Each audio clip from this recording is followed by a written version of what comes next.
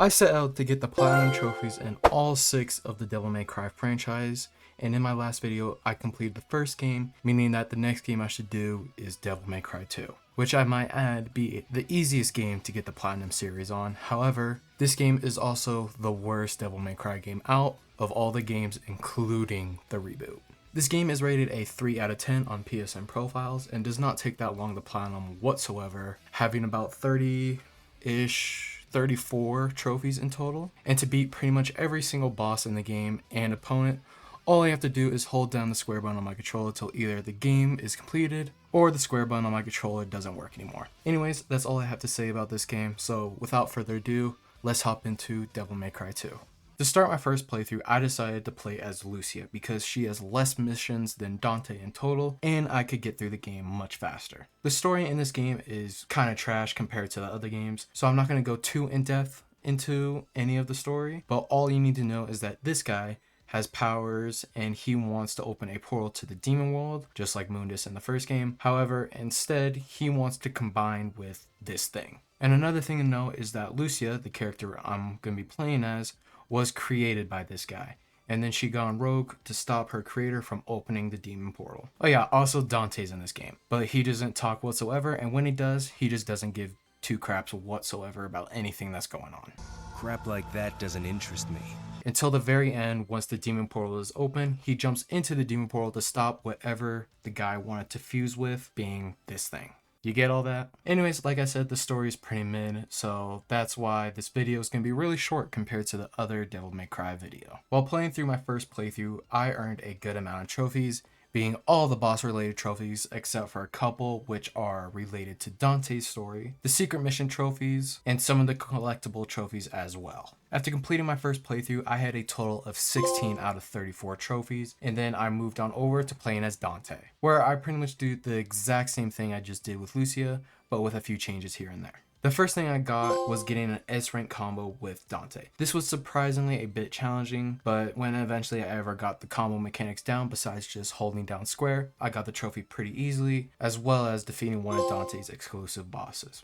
The next trophy I got was for getting all of Dante's available swords, which can be found while playing through certain missions, as well as using the red orbs I got from defeating bosses and opponents to max out Dante's Della Trigger, level 3 all of his swords, and get a level 3 gun. The next trophy is for getting an S-ranked mission. This can be pretty challenging because in order to get an S-ranked mission, I have to get S on over half of all of these requirements. The best way I found to do this is by going into mission 8 and wait for this boss to dash at me, and once I roll out the side, my combo will start, and then I just keep on holding down square to shoot with my guns, while also chaining in some rolls as well to increase my combo. This took me a bit of time, but after a while, I got the S rank as well as the trophy. Then after a bit, I finished the hard mode with Dante, earning another trophy as well as unlocking Trish. After starting my next playthrough, I go back as Lucia to get one of the missable trophies that I missed, which was getting the last weapon she needed, which was in mission 2. After beating hard mode with Dante, I unlocked Trish as a playable character like I said earlier. She can be used in both Dante and Lucia's playthroughs, but she just plays like Dante from the first game, making both hard and Dante Must Die difficulty less challenging. She has one trophy tied to her, which is for completing a game, whichever one, either Dante or Lucia, as playing with her. Before moving on to Dante Must Die, I need to get the last couple red orb trophies with Lucia. So after farming some red orbs by completing the very first mission, because that's the best way to get red orbs for Lucia's end, I use those red orbs to buy a level 3 sword with her and max out all of her ranged weapons. And while farming red orbs, I get an S rank mission on mission 1, popping the trophy.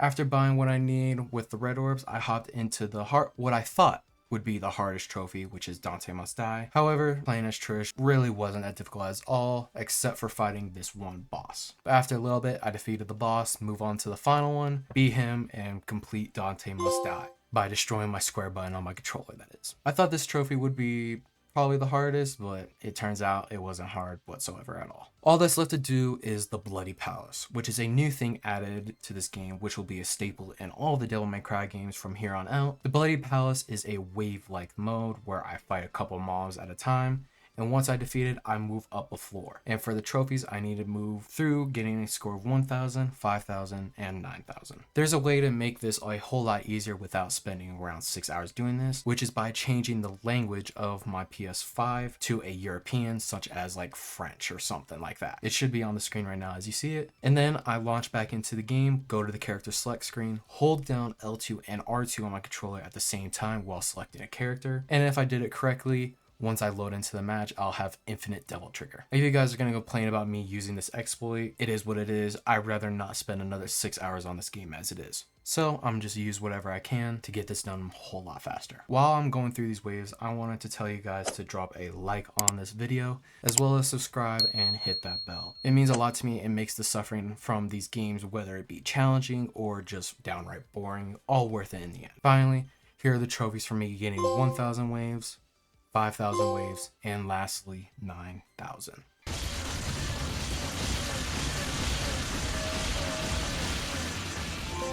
Yes, that's it. That's it. There we go.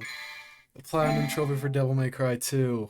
Oh jeez, that was terrible. That was very bad.